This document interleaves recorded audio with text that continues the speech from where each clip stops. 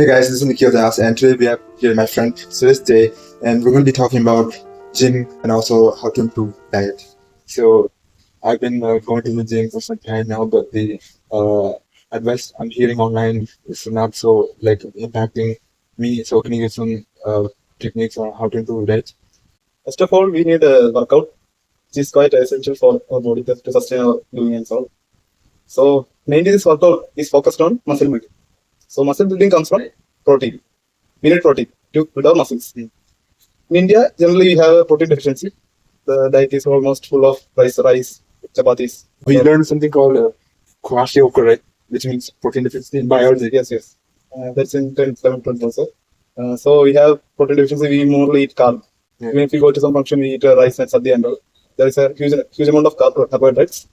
So an individual by WHO recommendation need 0.8 gram of his weight protein intake for his daily requirement, like to synthesize his body's WBC, RBC and all, immune system and all.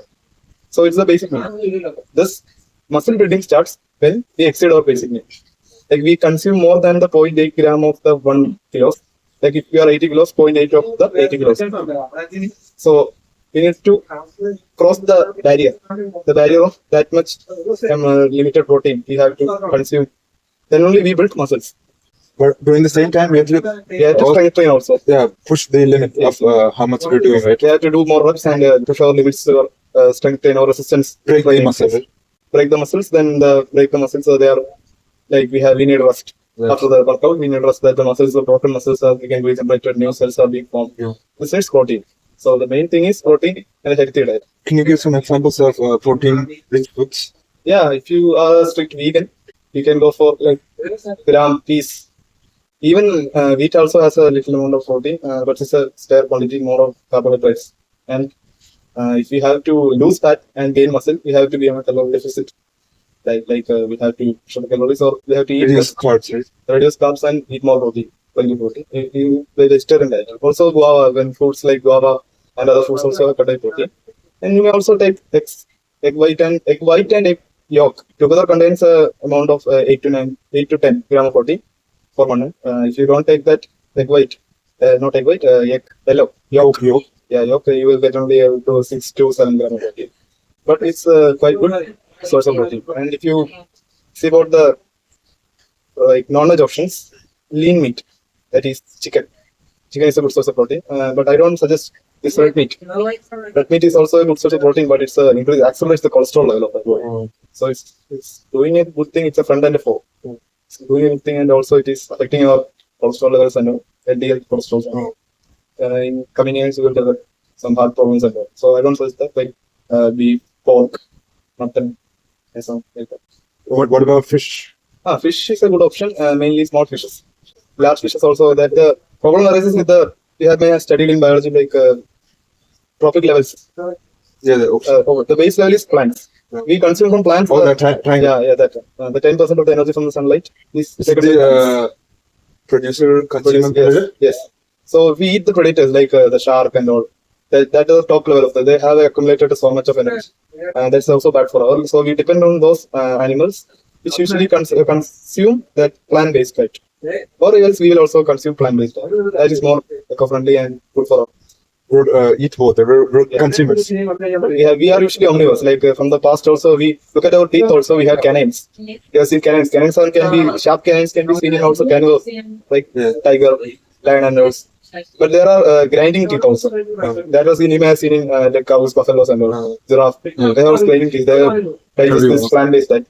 So for humans, we are omnivores. We can digest both. We have to depend on source of protein.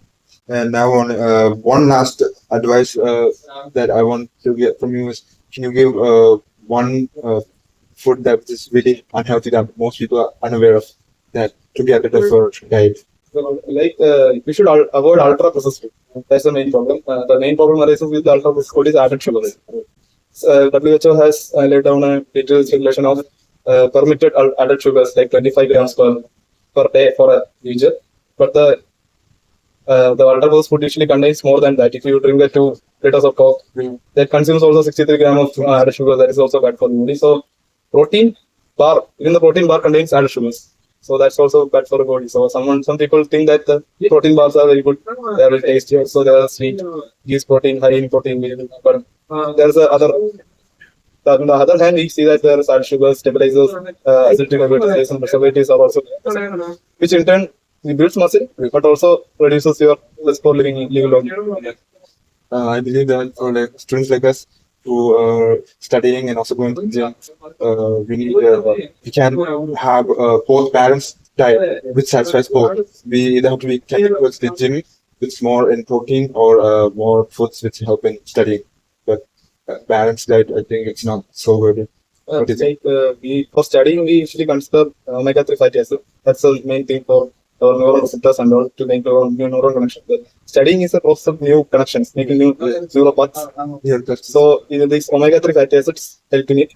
In plant-based diet, we see like in nuts, like walnuts, are a good source of omega-3 fatty acid. But, memory, right? For memory. for increasing memory and intellectual, developing a skill, that is very useful. But for non-veg item, I will say is in it's called we say It's called liver oil. like one fish called matti. Yeah, we say in Kerala is matti, Malayalam. So that's the research like so we should eat that much omega-3 fatty acid to function properly of the member. So another question I have is, intermittent fasting, fasting for long periods of time, and then eating during a small hour window. For example, 16 hours fast, and then 8-hour window you eat. Can you explain about that? Yeah, intermittent fasting is useful when there is stored body fat. If you are lean, no body fat is not a good option. But fasting for almost 24 hours a day for a week, for 4 weeks, like 1 month, 4 times the fasting for 4 days, it's also a good option. It increases the for the first 12 hours, there's nothing. Just use of the glycogen in the liver. After the glycogen is used up, you will feel hungry. But if you resist it with water fast and drink more plenty of water, it will shift to autophagy. Auto means self, and phagy means eat. The Chinese effort as self-eating. That is your old cells. The body is it's not like it identifies the old damaged cells and it converts it into protein source and other energy sources. And usually after 24 hours, it will depend on ketosis. Ketones. Which also good. That I will usually refer fasting is a good option for weight loss. Fat loss.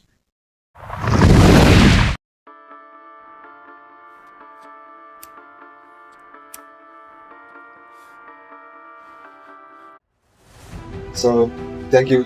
That's a lot of insightful advice and wonderful experience I have with my friend. And I hope that you guys learn something and make sure to implement the advice that she gave.